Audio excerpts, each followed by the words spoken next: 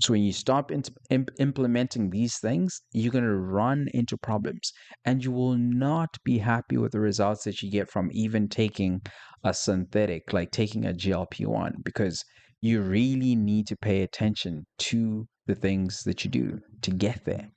So that's the thing. And again, like I said, like your appetite, when you suppress it, it's not going to help to teach you structure. The appetite has to be something that you train your body. Just like I said, like if you're trying to gain weight for someone who's skinny, you also have to train your appetite.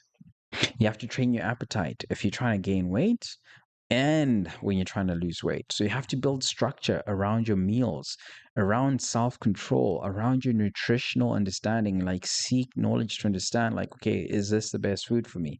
Does this food spike my glycemic index? Because different foods will spike your glycemic index. How often am I fasting? Do I fast like once a week? Do I fast once a month? Do I fast once every 3 months?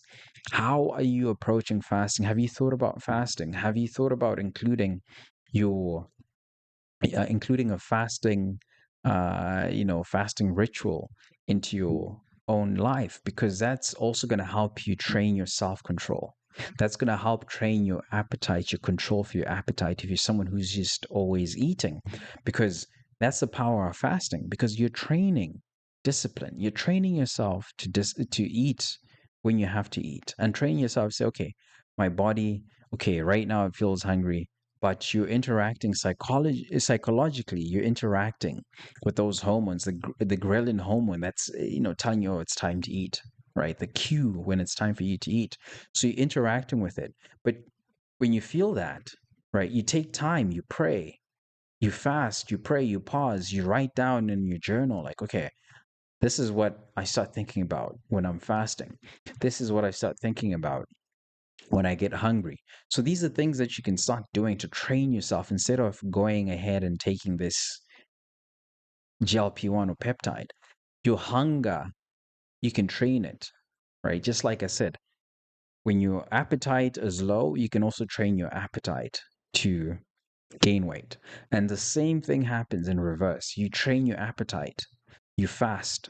When you train your body to settle and be okay with being empty with no food in your stomach, it's okay. That's good. And then you learn how to feed it and nourish it after you're done with your fast. So these are all important things that you have to pay attention to.